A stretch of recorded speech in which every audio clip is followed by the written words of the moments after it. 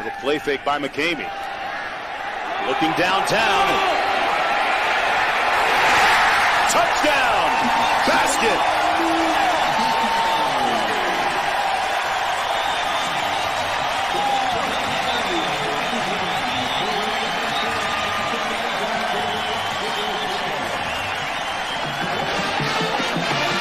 47 yards for the score. Here's what they're in 22 personnel, 2 backs, 2 tight ends.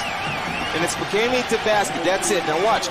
Gordon does a pretty good job. He doesn't get his hands on him. He fell that little stutter. I like what he's doing, but he's got to keep his eyes on the receiver. As soon as his head. 2 backs and 2 tight ends. Play fake to Moore, looking up top for basket. Got him behind his man. Flag down, the catch is good at the 1-yard line. He got in behind Ernest Gordon, but it didn't matter. The basket comes up limping a little bit. Well, again, this is the only pass they've shown throwing out of this formation, what Ernest Gordon does. Now, he does a better job. I like him to be putting his hand right there. He's looking up.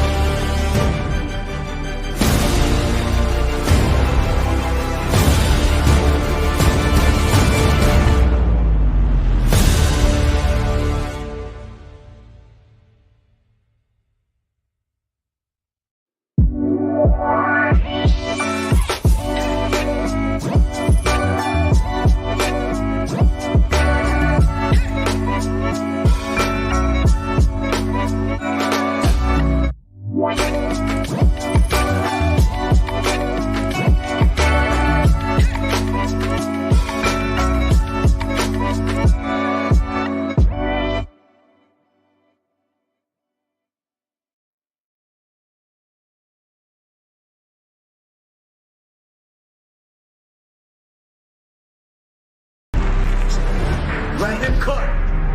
Let him cook now. Let him cook. I said let him cook.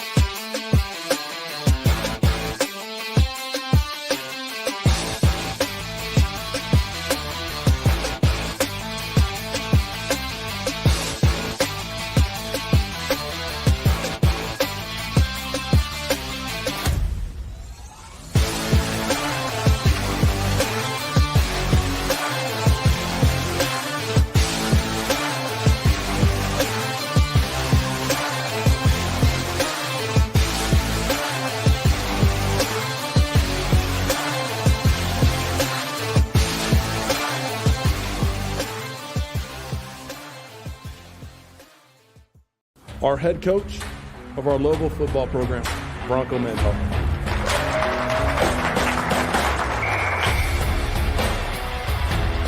The details themselves with the right preparation can separate you from mediocre competitors that don't do that. And so, yeah, the attention to detail, I think, drives the execution, or should I say brings the execution to life especially in critical moments.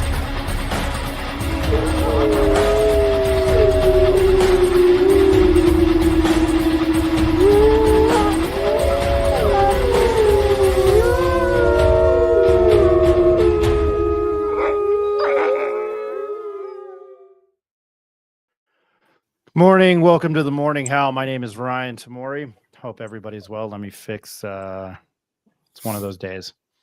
All right. Welcome to the Morning Howl, brought to you by Dulce River Bakery and Coffee. I apologize to those listening. I'm not a WWE insider. A lot to get to today. It is Rio Grande Rivalry Saturday. A lot more going down in Cruces at the fine school at New Mexico State University. It's not a knock. If you've listened, you know how much they covered for me, and Jacob can attest to that because he was my eyewitness last year. We'll get to that. We'll give our picks. We'll start with our picks. Insane game in South Florida last night, and I'll show that. But let me introduce what we want to thank our sponsors: Dulce River Bakery and Coffee, Affordable Solar, Turquoise Desert Tap Room, Hydro Bar, and Affordable Service Heating, Plumbing, and Air Conditioning. Appreciate everybody that helps this show look the way it does. Again, feel free to comment on YouTube, the X. I forget where everything is at the Pit Press. There you go. We'll also get into this key matchup tonight and more of the air quote controversy at New Mexico State. You know, I try to see things objectively on this show. I'm still shocked that Mario Mocha has a job. I will say that. But when you have donors in your pockets, hey-o. All right. He has been a Lobo fan since 1970, and he's the voice of the Western New Mexico Mustangs. His name is Mr. Ed Nunez, and he's coming to us from beautiful Silver City, New Mexico. Ed, how you doing? Great, Ryan. Western New Mexico dropped a 3-0 volleyball set to West Texas A&M on Thursday. Got Eastern New Mexico this afternoon at 2, and they played a 5-set match about a week ago. So we'll see what happens. Hopefully Western gets a win today. And you can follow him at NM Sports Capper on Twitter. His name is Jacob Neff. We'll get to our picks here in a second. Jake, how you doing this morning? Doing good, Ryan. Just ready to hopefully see the Lobos get off the schneid this week. We need a win for sure, and this is the week I think that it could definitely happen. Sorry I missed the show last week, but yeah, ready to talk some football and give some picks. All right, we're going to start with our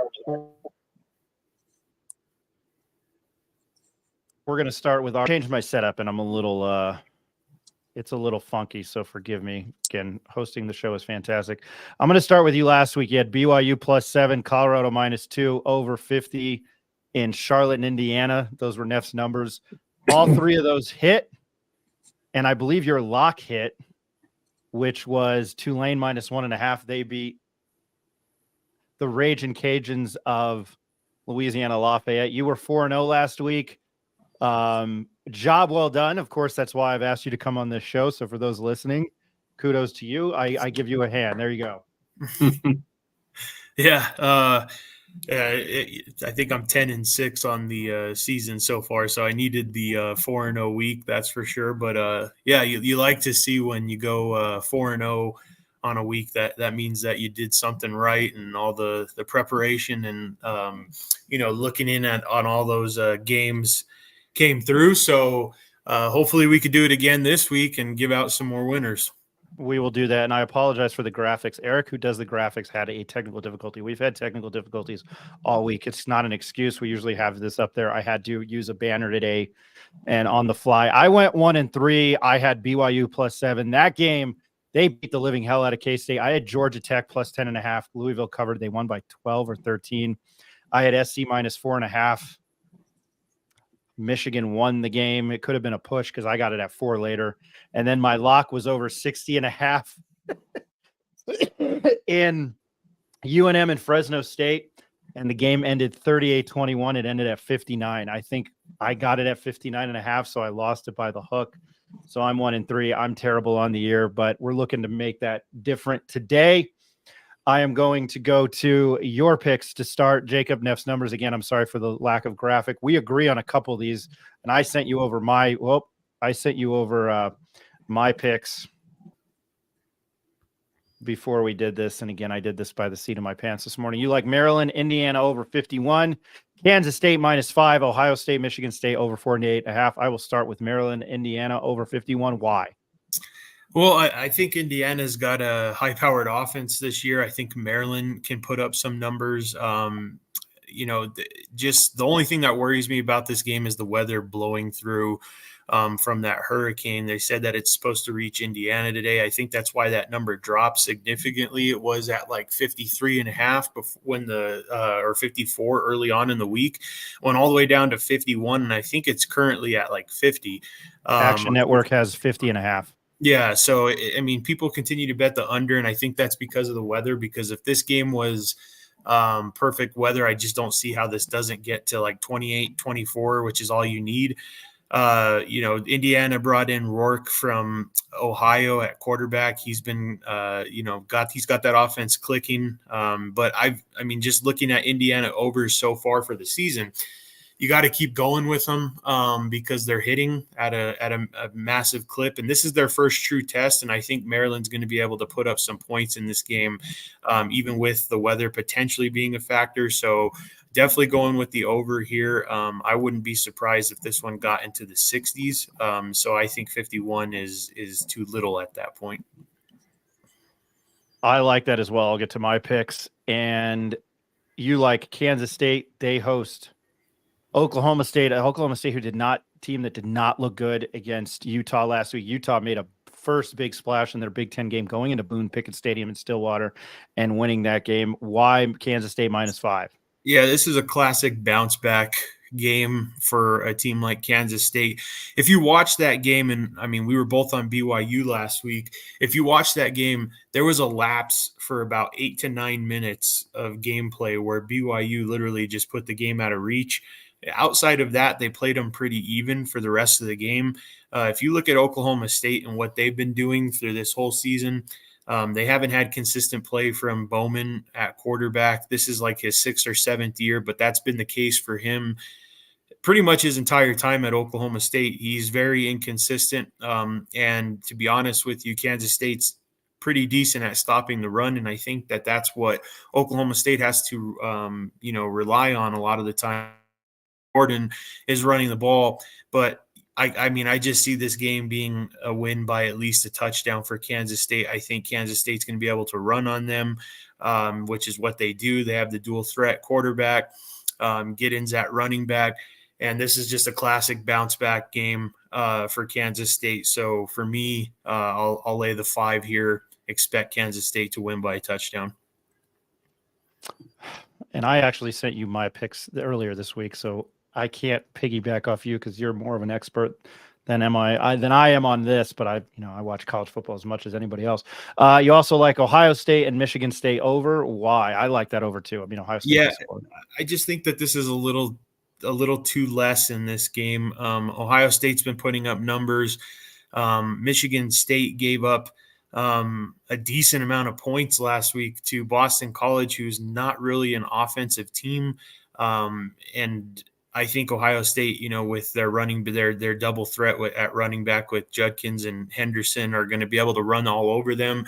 But also once they start being able to do that, I think it opens up the pass game as well.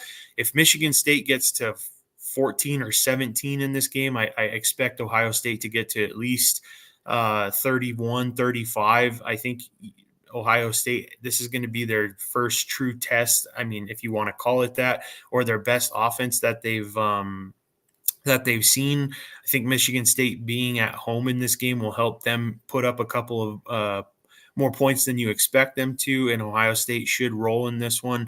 That to me just equals when I'm looking at this game, I'm seeing around 52 points. So for 48, I think that's a little too less.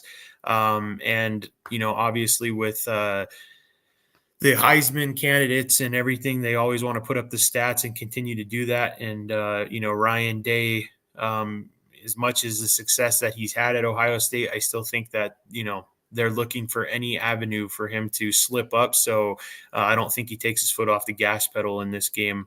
So I like the over 48. I'm going to take that later. That game's at 5:30. Kansas State, Maryland, Indiana are at 10. And then your lock, which is going to start here in about 30 minutes. Sorry for the late start. Navy -4. Mm-hmm. Why? They're good, and there is a potential that Army and Navy might be a fight for the college football playoff. Yeah, so I don't know. You look at Navy and you think of the triple option, and they're still running it. But with their new coach, they've actually implemented a lot more of a passing game into their offense. And if you watch them last week, they pretty much did whatever they wanted against Memphis.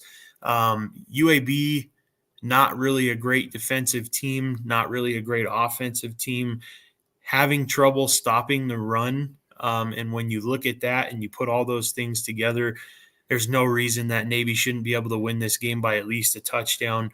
I've really been impressed by the way that they've been playing. I think that their new coach with that offense and throwing the ball more with Horvath, it's a success, and he's got them rolling right now. Their defense is actually pretty decent as well. I mean, to hold Memphis to what they did, Memphis was rolling up until last week. I know this game's on the road, and that's the only thing that may push people off, because if this game was in Navy, it would definitely be about a touchdown for the spread. So I love this game. This is my favorite game of the day. It starts at 10 o'clock, like you said. I'm hammering Navy at -4, and I would even take them at -2.5 in the first half too, because I just think that they roll UAB in this spot. Gotta love Trent Dilfer. All right, my picks of the week. And an FYI, I sent these to Neff beforehand. So, and he can attest to it. Mm-hmm. When I was looking Maryland, Indiana over, I think I saw it at 51.5 when I wrote this. Again, a lot of points. I think, Mike Loxley has kind of put up that third digit at Maryland. Whoever plays Houston, and it just happens to be Iowa State today, it is in Houston, I believe. Matt Campbell's got that team rolling ever since they came back and beat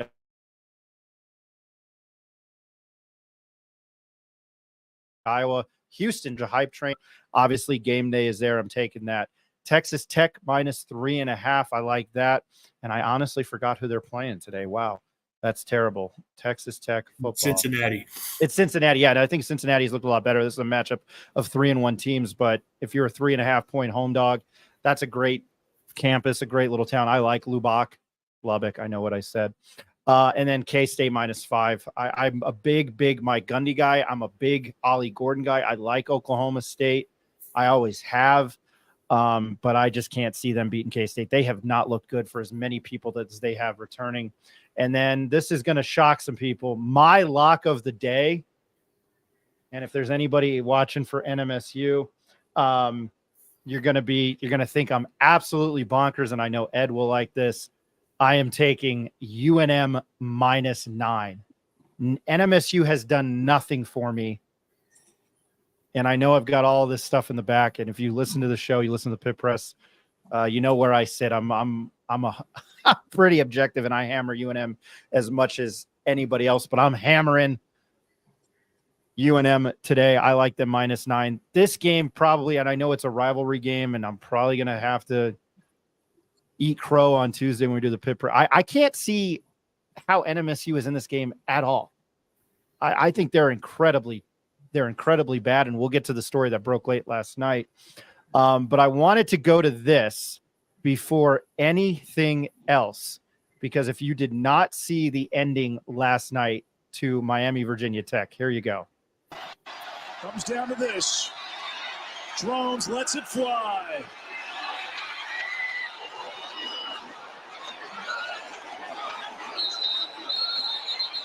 They're sorting through the carnage. Miami has it. Virginia Tech has it. How do you like that? Virginia Tech, they roll it a touchdown on the game's final play. Both teams back to the bench. The game is not over. Both teams back to the bench, please. The game is.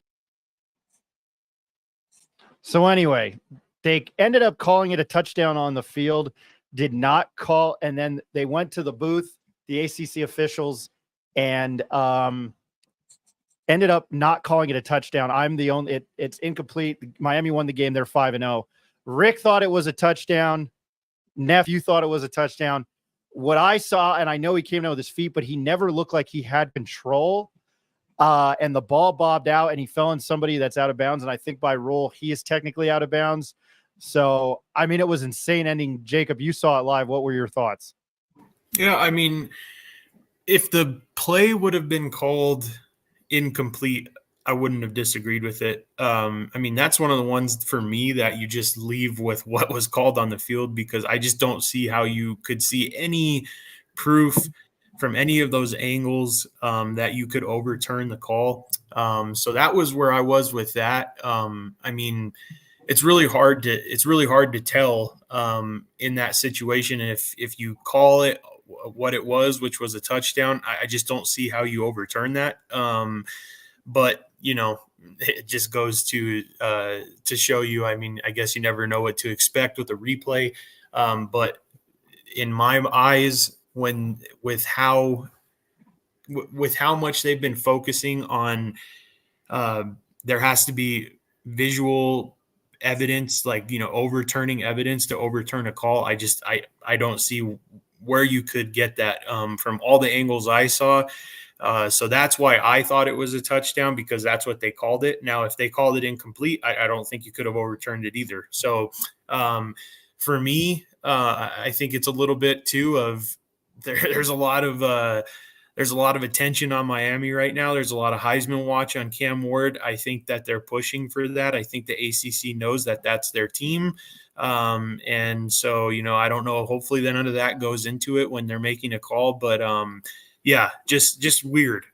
Seen a lot of calls where I'm like, oh yeah, that's definitely incomplete, or that's definitely a touchdown. And then they come back and say that it stands because there wasn't enough proof. And then you get a play like that where apparently there was. Yeah, I mean, just weird. I would have expected them to keep the call on the field, but I mean, I guess that's what makes it objective, because you saw something different, I saw something different, Rick saw something different. So just interesting.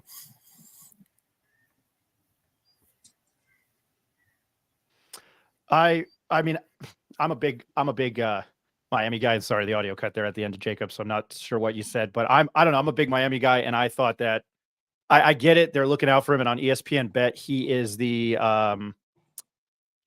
favorite to win the Heisman. Cam Ward, quarterback at UNM at the University of Miami. I'm all about the U. I don't know if I have. I don't know if anybody can hear this, but anytime we talk the U, of course, 2 Live Crew. Ain't nothing but a hoochie mama. All right, that's a great segue for what we're going to get into. If you had Ryan, if I could make one comment, I saw that live too. I was watching it here in the hotel room, and ref. Well, not football, but you and I did have a conversation with the commissioner of officials in Las Vegas.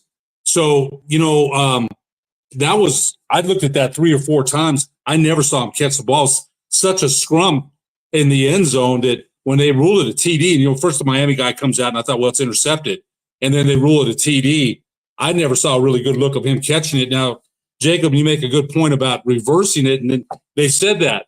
But remember one thing, they're taking about 10 or 12 looks at that wherever they're looking at it, in ACC headquarters or whatever. So I'm going to say that no, none of that Cam Ward for high, that shouldn't go into any call, right? Now, the Mountain West Commissioner of Officials told us how they make calls and how they look at things. There's always the political part about, this and that, or we got to give this guy a call. But that was, to me, one of the toughest calls I've ever seen on a Hail Mary at the end of the game. Usually you see a guy pulling it out or knocking it down. That one there was a scrum of 5 or 6 players. So I don't know what angles they looked at, but that, the Virginia Tech coach came out afterward and said, I hope they got it right and they didn't take it away from our kids. And so I can understand that. There's a lot of emotion behind that call, but I was going to sit here and tell you that it better not be, well, Cam Ward, we got to give him. Those kind of things shouldn't come into any calls. Do they? Maybe. Maybe. Are we being realistic? I don't know. But again, your job as an official, and I'm not a football official, never claimed to be, it's to call what you saw. So that was a tough one, though. That one there with 5 or 6 players and no clear evidence of who had it. I looked at 3 or 4 times, and I still never saw that Virginia Tech guy catch it. Never. So that's a tough call. And Miami goes on at 5-0, but that's a tough one. That's a tough way for Virginia Tech to lose.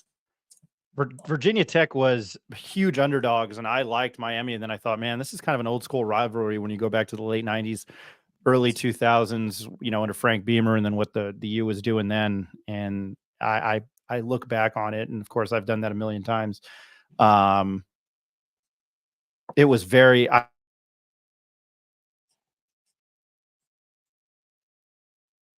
it was a much 7, and then Cam Ward threw a pick at the goal line, and all of a sudden it was 14-14, and then Virginia Tech took the lead. All right, now to today's game that everybody's listening for, and I'll get to the comments in a second. Nick Coppola, who we have on the show, sent me this text last night. I talked to him a little bit, asked him to join the show. He wasn't comfortable. A little bit more going on there that I won't mention. No comment on that. New Mexico State football offensive coordinator Tyler Wright is not with the team while the school investigates social media. Again, I'm going to get a lot of flack for this.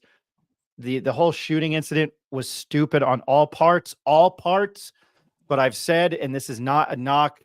Well, Mike Peake, you're playing in your rivalry game. Don't leave the fucking hotel. It's not a Second Amendment thing. Follow the rules with your team, and apparently they didn't care. And it was stupid on the UNM students to lure him in. And I've said that since that happened. Why are you breaking curfew? And oh, yeah, I know. Teams do it all around the country. Well, you got caught. Wright is in his 3rd season with the Aggies and his first as offensive coordinator. He's coaching an offense that ranks 2nd to last in yards per game and 7th to last in points per game among FBS teams this season. I'm going to read that again. Wright is in his 3rd season with the Aggies and his first as offensive coordinator. He's coaching an offense that ranks 2nd to last in yards per game and 7th to last in points per game among FBS teams this season. Prefacing again, because I'm a broken record. New Mexico State was a covering machine for me last year. I loved them. They are awful. He made his Twitter is full of homophobic racial remarks, and it's very, very weird dating back. He played wide receiver at Tarleton State. He's made racial remarks about Hispanics. This is straight from Nick's article because I don't want to get anything wrong. He made a racial remark about Hispanics in April 2012 post, writing, quote, oiled up and dark, looking like a Mexican. Something was removed. Wright called a group of Mexican people a Comanche, quote, a Comanche town hall meeting, end quote, in December 13th. In December of 2013, Wright used the word, quote, gay 73 times when he entered college in the fall of 2011 to 2014 to describe friends, commercials, website, clothing items, and musicians, including country music band Rascal Flatts, who he called, quote, the epitome of gay, end quote, in May of 2012 post. In March 2012, he posted that women who, quote, can't make a sandwich, end quote, should become better at sex instead. Wright also used a common slur in reference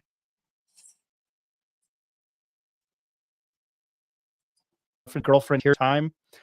And then he also has a picture several times. Rick and I were looking at it last night, where he posted a picture of Martin Luther King Jr. and quoted him saying, quote, life's most urgent question is, what are you doing for others?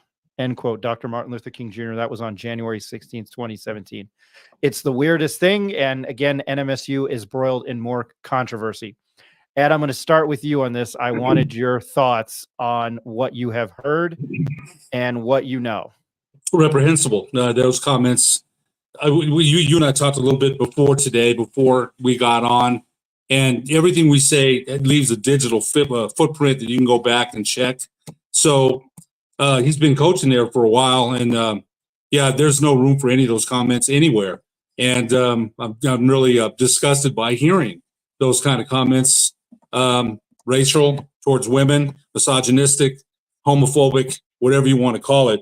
Now, there's I'm sure going to be excuses to be made for those kind of things, and to me, there's just no excuses. Now, am I naive to say that others haven't said things like that? I know that will come up. I'm sure they have, but right now the issue is New Mexico State assistant coach saying that, and I think one of the things you mentioned about Mario Mocha. Oh, now let's remember this too. He had a very solid reputation, a very solid one before that. The shooting and then the hiring of Chris Jans. And that didn't turn out to be very good, and it's kind of been downhill since then. I'm sorry, who? Greg Heyer. Chris Jans was there. Yeah, that's okay. I want to make that clear. So Greg Heyer. That was not a good hire. That didn't turn out to be very good. And then you had the incident in Albuquerque with Peak shooting someone, and that didn't turn out to be good. And now this. And so you mentioned he had a very solid reputation, very solid before that. He really did. He had done a good job there at New Mexico State. Give him credit. Now, before any Aggie people come on, and I'm not an Aggie fan, but I'll give credit where it's due. He hired Jerry Kill. Jerry Kill, we see the shape the program's in now. Jerry Kill started out 1-5 and then turned it around. So, I'm hoping Coach Mendenhall can do that here. Look what Jerry Kill did with that program. That program was not very good, and it seems like it's regressing towards what it was before he got there. But I'll give Mario Mocha a lot of credit there for hiring Jerry Kill. Give him a lot of credit. But since then, things have started unraveling here. This one here is bad. It's bad. I mean, they're going to go into damage control and say, did we know? We didn't know. Who are they going to blame? He's not with the team now. They've got to fire him. They've got to get rid of him. He can't be there anymore. There's no way. There's no way you can have that guy on your staff thinking those kind of things, coaching African-American players. And there's no way. I don't think so. It's just kind of another black eye for New Mexico State that, they didn't need. I mean, the program right now, Tony Sanchez needs all the positives he can get. He's trying to keep that, what Jerry Kill did, going. That's not easy. Jerry Kill is Jerry Kill. And that guy did, like I said, a great job there. 2 bowl games beating New Mexico. So those are my thoughts. I don't think there's any place for that. And I'm almost sure he's not going to be with the team anymore. I'd be very surprised if going forward, if he was. And again, I just want to preface this. I'm totally fine with Mike Peake defending himself, but nobody when Aggie fan has commented at me, which is why I don't get on Twitter much anymore. He in self-defense, fine. My question is, why was you're playing? You just screwed up your life completely, but it's the Second Amendment in this. Like, he could at least have gone to Europe and probably played and made money. But by doing that, he got shot. He killed somebody. Again, I know it was self-defense. I just don't, if you're not taking what you're doing seriously. That's my problem with it. So he probably doesn't take his education seriously. He doesn't care about his team. That was my problem with it. And nobody takes accountability anymore. Everybody points fingers. And I know this is getting political, but Neff, I sent this to you last night and you were like, man, they can't stay out of their own way. I just wanted your thoughts on it. Yeah. I mean, obviously ridiculous things to say. It goes back to what we were taught when we were, when we were kids, and what you teach your kids now is, all these social media tools are literally there, and they're stamped, and they're there for the taking. It goes to show that, when you're not doing your profession, what you're posting, what you're saying about others that are false, and putting everybody underneath one umbrella, you know what I mean? And saying the things that you say about women and all that other things. I mean, I have a daughter now. It's disgusting. And then, all the racial things. I mean, how can you coach all these different races in a game and expect for people to respect you, or to see you as a leader, which is what you're supposed to be. And you go out there and say those types of things.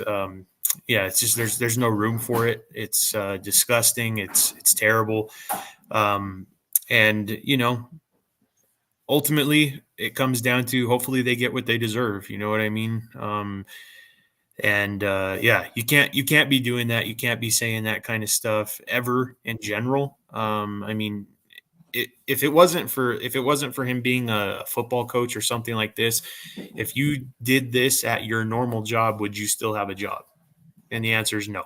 And so, I hope they treat it and do exactly what he should get, which is fired. And he needs to work on, bettering himself as a person. That's the way I look at it. Appreciate that. Again, if you're looking for it, it's Nick Coppola. He joins us every week for the Aggie Agenda, which is what he dubbed it. He's a young kid. That was a tough story to write. Trust me. He said he was working on it for 14 hours. That's the only thing I'll reveal from our conversation. He's a kid, 25 years old, 25 years old out of college. And it's kind of crazy, and again, he had to write it. I feel for him. We've had Isaac Avalise on this show who did tremendous work when I was at the Daily Lobo. Again, I always mention my Loxley stuff. I paid to go to school there. Nick is a OU alumni, and he works for Las Cruces Sun News professionally. So I think you can throw that out. I've made my qualms about why, and I think some stuff will come out later. And I'm just going to stop there. But focusing, I'm going to go to the comment board and focusing on the. Sorry, I'm trying to produce and host at the same time. There we go. Going to the comment board, I wanted to do that. And Paul Bonilla, we hit on it. Wow, with the Aggie OC. Again, I will let New Mexico State, what's worse than the crime, the cover-up, I will let them handle it, and I will let them make a statement. John Romero, good morning, my fellow Aggie fans. That includes you, Ed Nunez. I bet Neff's pick last week, and it made my bookie grumpy. By the way, this is special to the show, the John Romero Saturday stat, because he mentioned a few months ago or a month ago over NMSU 37, 55, and 5. Just an FYI. Back to the comments. I echo Ed's thoughts and sentiments on the AGOC. Need to vet better up front. Butchering the kid's name again, Nick Coppola. Don't think so. Ben couldn't join us this morning to talk about a terrible distraction for NMSU with less than 24 hours before kickoff. Hence why I'm taking UNM -9. Paul Bonilla tapped the brakes from the Jelly Kill Love Fest. They played strength of schedule 131 out of 133 last year. Fact. Okay, that's a Saturday. That's the fact of the day by Paul Bonilla. You're not listening to the words that are coming out of my mouth. They covered for me. I won money. Anybody that wins me money, I love. Sound like David Kinienda, the former UNM basketball player who I got into stiffs with on Facebook. He's like, you only take the favorites. No, you didn't look at my Action Network. I won bets. And Jacob can attest to that. Nick Coppola.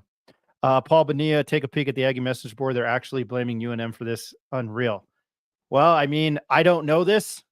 Prefacing this again, I don't know this. I wouldn't be shocked if a UNM booster or alumni or somebody did maybe tip Nick. Don't know. Maybe not. Allegedly. So I don't know. I think it's incredibly interesting. I'm looking forward to this game tonight. And it adds more fuel to the fire.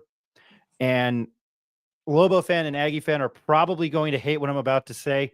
This might be the stupidest fucking rivalry in the entire country. Just for everything that's happened.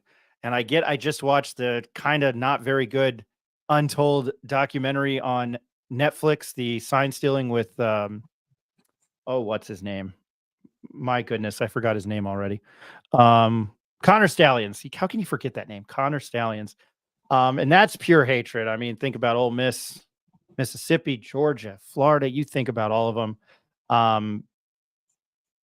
Paul, we are 131 strength of schedule per UNM on schedule. LOL, sort of. Yeah, that's a real. Is it a rivalry though?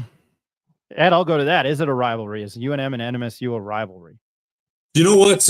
I remember, again, you mentioned I'm a Lobo fan since 70, and I remember the days it burned, in me when we played them, and it still sort of does. But, the incidents you're mentioning, the Mike Peake incident, those were off the field stuff. I remember when the Aggies with Neil McCarthy came in and beat the Lobos the second time, they swept them. and they got the brooms out. I remember that. Oh man, I think they even might have stomped on the logo, and McCarthy turned to Dennis Latta on press row and said something. And I remember really, really hating the Yankees. I remember that. So I think it still is. I know that today it's, they're both teams, New Mexico's 0-4 and New Mexico State's 0-3, I believe. And no, New Mexico State, did they win the game? Did they win their first game? I can't remember. They beat SEMO. Okay, so they got to win. So, both teams are not very good right now. But every time that I remember coming back a couple of years ago here from Silver City and New Mexico losing in Las Cruces, we're catching the game on the radio on the way back and being very, very, very disappointed. And I told you, Ryan, whenever New Mexico loses or the Cowboys lose, which has been a lot, lately, I call it, especially to your rival, I call it a hangover without the alcohol. I remember the next day waking up, seeing a paper, being mad for about 24 hours. So for me, it still is a rivalry for me. Now, has it been taking some different turns the last couple of years and been watered down? Probably. But for a guy like me that's a little bit older, I'm always going to say, yeah, I want to beat them. I want them, I want the Lobos to beat them and beat them big tonight. So for me, it is. But for other people, they may not feel the same way. What was I going to say? For those of you, Neil McCarthy, Bible College credit scam and vacated NCAA in 1992 and 90. Neil McCarthy, LOL. I don't know much about that. I guess I'll ask the NMSU fans that do listen, who's the bigger rival, which I know is thrown around. Is it UTEP or NMSU? I don't know the season. I don't know the series against UTEP. Neff, I don't know your thoughts on the rivalry while I look that up. Yeah, I would say it's a rivalry, but it's a rivalry that's been distracted by things that are off the field, which is that's the sad part about it. If it was just what happens on the court, on the field, obviously I think that's a rivalry. Oh, I might be. Did I get cut out again right there? No, you're good. We can hear you. Okay. But yeah, I see it as a rivalry. My uncle went there. I know you know that. My Uncle Jay, and every time we play and we lose, he gives me hell. Every time we play and we win, I give him hell. So I still think it's a rivalry. It's an unfortunate one that's been distracted by some off the field stuff recently. Now, I don't know that question if UNM is a bigger rivalry with New Mexico State, or if New Mexico State UTEP is a bigger rivalry for them. Yeah, I still see it as a rivalry. Everybody that goes to school here in Albuquerque or whatever and transfers over to New Mexico State, and there's obviously that those bragging rights and everything like that. So I would see it still as one.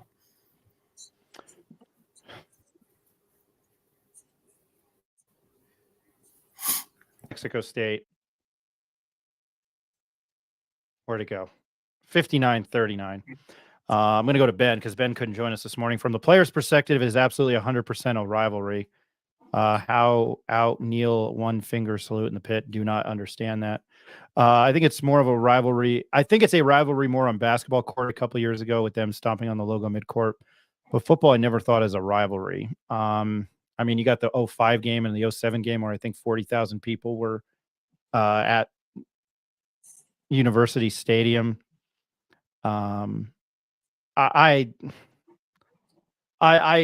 have said in the last year too, when with UNM, with NMSU being good, and again I mention it all the time on here, and I know this is basketball. Who was the last team to beat UConn in the NCAA tournament? New Mexico State 2 years ago. So you can still hang that hat. Unfortunately, New Mexico State fan, you don't have 2 national titles. But I guess you'll probably take that. And that was, I think, the beginning of what UConn is now and what Danny Hurley has done. So maybe you can blame, if you're a Big East fan, you can blame Chris Jans in New Mexico State.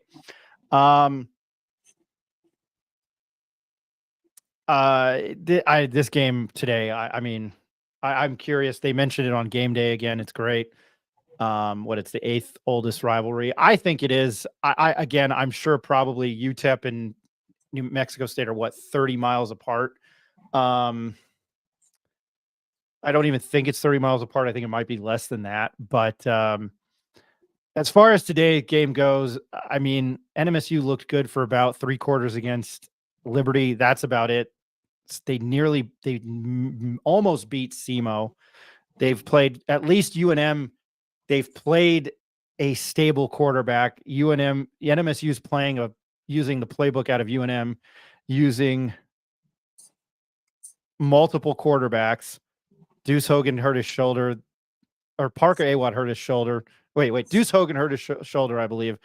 Parker Awad is out, and then they're going with Santino Mariucci, who played in the ACC. I love that name. Their offense is horrendous. They've had this deal with the offensive coordinator. Again, you saw my lock of the day, UNM -9. I know, I'm a UNM alum, and I try to see it objectively, and I repeat myself a million times on that. I do not see how NMSU keeps this game close today. I think Tony Sanchez is having a really hard time there. And this look with Nick Coppola's story coming out, man, I don't know. Ed, I wanted your thoughts on how you think this game is going to go today. I originally said 31-14 New Mexico. I'm going to go 38-14 New Mexico. I think one of the things, New Mexico is 0-4, but they played some pretty tough competition in Montana State, Auburn, Arizona, and Fresno State. And they've been plagued by penalties. They've been plagued by not executing. And I listened to Broncos talk before, on with the introduction. Execution comes to light when it's most critical. That's what he says. It hasn't come to light, not so far. Today, I think they put it all together. I really do. They played a tougher schedule. They've got a better team. They're better on both sides of the line. I think they feast. I think they win big, 38-14. And now I said that because they got a distraction. New Mexico State has that distraction to deal with today. And that, people could say it's not. It is. It's very much a distraction. And it's comes at a bad time for the Aggies. So I've got New Mexico big, 38-14. Neff, you always look at things with a betting mind, not really as a UNM fan. I just want your thoughts on this game, and I think the over/under. Let me check it right here. I'll start with what you feel on the game itself. Well, I think that it comes down. The key here is it's going to come down to New Mexico's defense. If New Mexico's defense can get a couple of stops, the offense has been clicking. And like Ed mentioned, and I think that's an important thing to say, to look at in this, is they played superior competition from New Mexico State. It's going to be if their defense can get some stops. If the offense is rolling the way it's been and the defense shows up today, I don't think they have a problem covering the 9. It's going to be, can they stop them on defense? It's just been the weakest point of our team. We've seen it consistently. I think the only reason why Auburn kind of was held to that lower point total across that game was because the weather affected it a little bit. And also, I mean, look, they gave an opportunity to that kid to play quarterback against us, and then they switched right back to Thorne again. So they were taking that game as an opportunity for some development. It's focus. If you're looking at this game from a betting perspective, is do you think UNM's defense can get enough stops to win by 2 possessions? And if you think that, you take UNM. If you don't, you take New Mexico State. As far as the over/under, and I didn't look at this game. 54.5. 54.5. Man, I mean, New Mexico State's really struggled to score, and New Mexico hasn't had a problem really scoring. I mean, if you look at the point totals that they put up against some of the superior competition, like Ed said, they should be able to put up some points in this game. My thing is, can New Mexico State get to that point where you need to get to the over 54.5? Can they score enough points on New Mexico's defense, which is the weak? So it's both weak points of the teams going against each other, New Mexico State's offense and defense. So I just couldn't get an angle on this game, so I didn't take it. But if you think that that's the case from a New Mexico perspective and they could get the stops, then I think they could cover by the 2 possessions. And that's really what it comes down to me. It's very funny. I don't buy the Journal anymore. I I was subscribing to the Journal and getting the actual physical paper, and then when I opened it up, it was wire services. Still follow Sean and Jeff. I like Sean a lot. I was reading his keys to the game today, and it was clean up penalties and limit turnovers. I think that's pretty obvious. I saw this on Nick Coppola at Lobo Ronnie. Senior center Canyon Yarrow, I hope I pronounced that right, will play after missing the Aggies game against Sam Houston last week with an injury. That's probably a key. I didn't mention and failed to mention, UNM has lost 2 straight under. I think one of the biggest demises, and I asked that to Eddie Nunez when the press conference when Danny got fired, they lost to UNM by double digits back-to-back years. And that game in Cruces in 2022 made me, just from a football fan perspective, made me want to gouge my eyes out. That offense was horrendous. Don't have any other comments. Ed, do you have any final thoughts as games are about to kick off now, and I want to let people go because I know Jacob and I definitely want to watch some football. And I'm going to this. Ed, we have a straight up bed for lunch tonight's game, even willing to give you the points. Well, you're on record here, so I'm sorry I put you on the spot. Absolutely. No, I'll take that. I think just real quick final thoughts, building cultures. You're at Western, right? So I went to their basketball practice yesterday. We've got 6'10", 6'11", and a 7-footer. And I got to see it in person. I got to meet the guys. And I asked coach, yes, they're tall. Can they play? They can stretch. One guy can block shots. We'll see, right? Now everything has to be put together. Trying to change cultures here at Western, right? As far as winning. We had a winning season, 4-23 last year in basketball, trying to change a culture. So look at New Mexico State. Jerry killed, and I got the comment from Paul. I get that. He still changed the culture there for 2 years. I get the strength of schedule. I get all of that. They went to 2 straight bowl games. He changed the culture for 2 years. Tony Sanchez comes in, tries to keep that going. It's very difficult to change cultures when you haven't won, when you're expected to win. And Artesia is an example, right? Artesia, the Bulldogs, they've won 30-some championships. They're expected to win. So when changing cultures and you're trying to keep winning, New Mexico's trying to do that in football. They won a conference championship in basketball. They hadn't won one in 10 years. Coach Pitino said they've got to win games in the tournament and keep it going for people to feel like, hey, the culture is changed. It's very tough to change cultures when you haven't won. So New Mexico State is finding that out. That Jerry Kill, and Jacob, you played ball, man. You played football. Diego Pavia is a leader, man. That guy was putting him at quarterback. Look what he's done at Vanderbilt. So losing those 2 guys really, really hurt them. It really did. I kind of wish New Mexico had taken a different look at Diego Pavia, man. The guy's a winner. He may not be the best guy, as far as intangibles, right? Maybe not the strongest arm or the fastest guy. He's going to move the sticks. He's going to get the tough yards. That guy's a leader. And then everybody looks at him like they're going to run through the wall for that guy. So when you lost those 2 guys, you lost a lot. So, hey, good luck to New Mexico State. I'm not an Aggie. I want the Lobos to smash them today. I really do.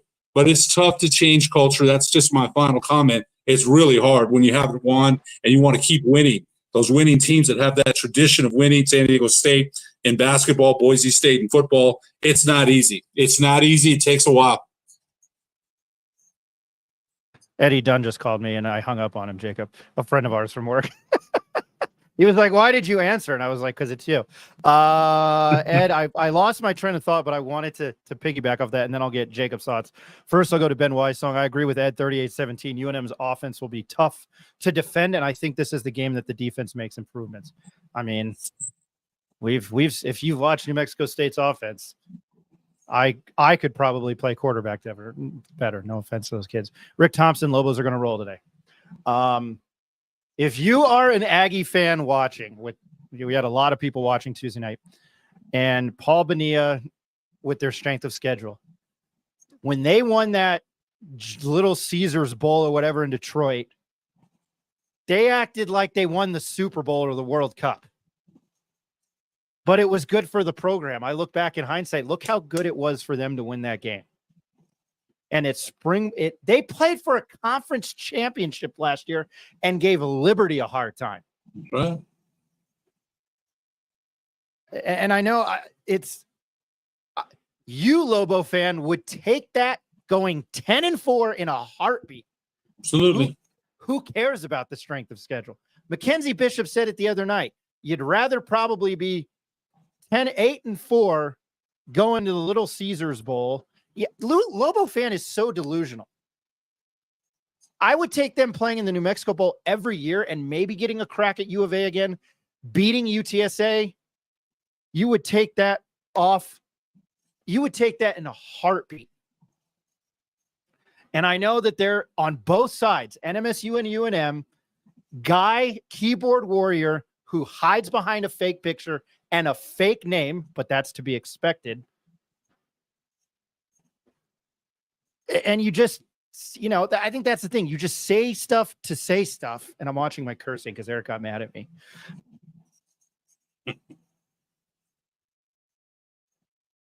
And it won't.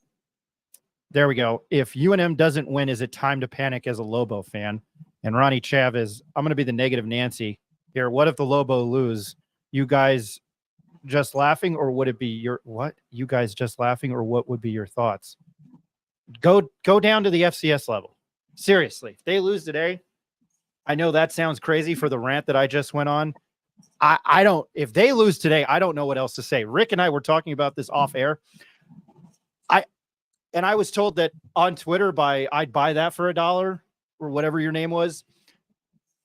I don't know this. And it goes back to my time at the Daily Lobo. I wrote a story about Mike Loxley's team in 2010, like 7 or 8 games in. They were losing on average 41-17. I remember it. It becomes the same old song and dance, and it's hard to talk. Winning cures everything. Look at the 4 days in Vegas with basketball last year. Shut me up. Then they took a big fat dump against Clemson. But I don't know. Jacob, I'll go to you and Ronnie. I'll give Ronnie credit and Rick credit for that. Your thoughts if they lose today, UNM? Ooh, yeah, not good. Makes you want to throw up.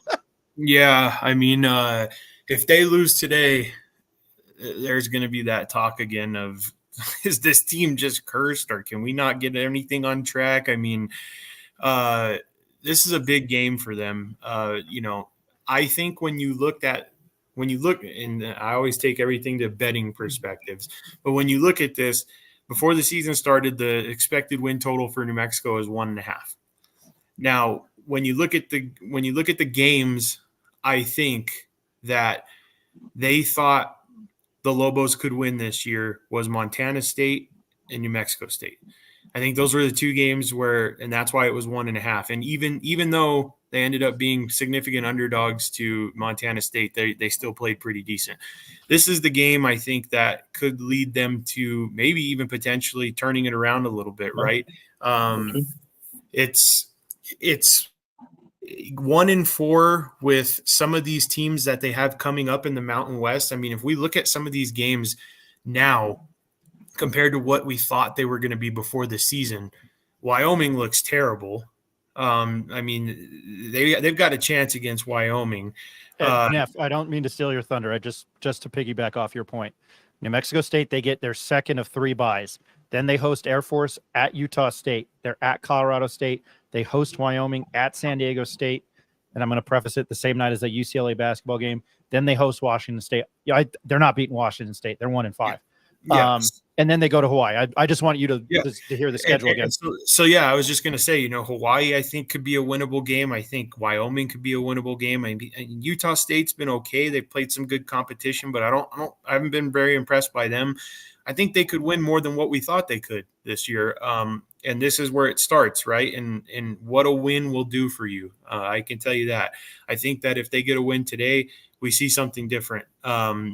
But yeah, like Rick just said, this should be the turning point for UNM. It should be. This is where hopefully they get on the right track, and build some momentum here. But yeah, if they lose today, man, I mean, we're going to be looking potentially, hopefully, at this team winning maybe 1 or 2 games this year. I think if they lose today, I don't know who they beat. I really don't know who they beat. Because the defense has been horrendous. Ed, I wanted your thoughts on that if they can't win today. Where's the bridge? Where's the bridge at, man? I'm looking for the bridge. Can't win this one. And, I'm of course kidding, but I think, you know what? Bronco Mendenhall, they brought him here. And I think to Jacob and Rick's point, here's a chance to start turning it around with winnable games down the schedule.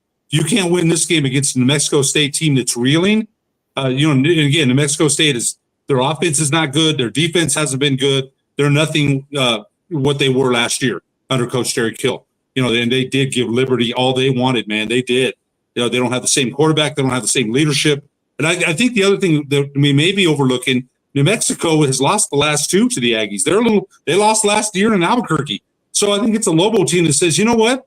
Hey, we're not 0-4, right? And I've talked to Freddie Trujillo, Nick Trujillo's dad, the wide receiver. They don't feel like they're 0-4. Ben Wysong says that Luke feels like, hey, they feel like they're better than 0-4. But remember, Ryan, we always say that what Bill Parcells says, you are what your record says you are, period.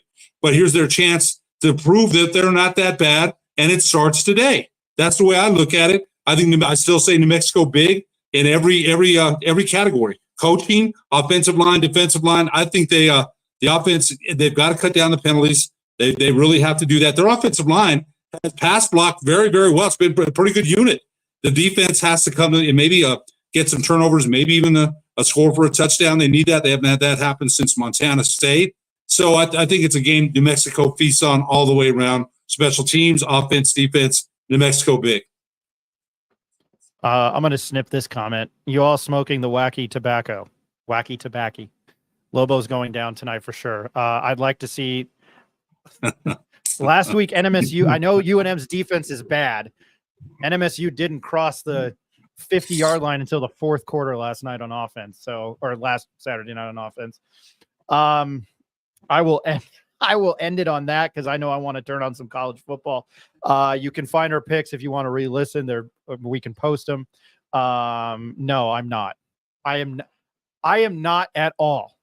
Not with what I've seen. That's an objective looking at it for somebody who's. I'm not a sharp, but Jacob could probably test to it. A more seasoned better over the last 2.5 years. I would rather go to the ATM and take out $100 and flush it down the toilet than bet on New Mexico State money line. And if they win, you have heard that. You can record it. I'm not Florida stating it because that guy still hasn't eaten that dog crap out of the cup, which he needs to. They got hit by a hurricane. The world isn't right until that fan eats that dog poop out of that red Solo cup, which I would pay to watch. Ben, appreciate you. Great show, fellas. Go Lobos. Sorry you couldn't join us this morning. Of course, I'll probably be texting you tonight. For Jacob Neff and Ed Nunez, you can follow him at NM Sports Capper. Ed's down in Silver City calling him New Mexico's Western New Mexico. And then Rick apologized for not joining us. He was up till the wee hours of the morning with his daughter. This is one show I definitely wish he would have joined. He did chime in because I would have loved his thoughts on the New Mexico State. Here we go. Before we go, Ben, what was your record against the Aggies? And I will let Ben respond. So quick, 4-0. There you go, John. There's that record of the Aggies having a better record against the Lobos there. All right. On behalf of my business partner, Eric Malton, Rick Thompson, sorry, Nick Nunez couldn't join. Ed Nunez and Jacob Neff, this was the Morning Howl. We will recap this on Tuesday night because it was a rivalry game. I can't wait. I hope that UNM, because I talked a lot of you-know-what on this. I hope that the Lobos come. I'm actually putting on a Lobo shirt today because how much crap I talk. I hope you guys enjoy Saturday football. I hope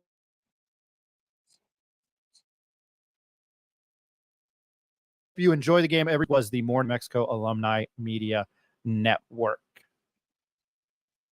Our head coach of our Lobo football program, Bronco Mendenhall.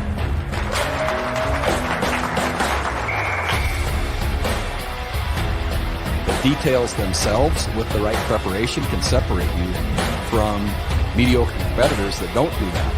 And so, yeah, the attention to detail, I think, drives the execution, or should I say brings the execution to life, especially in critical moments.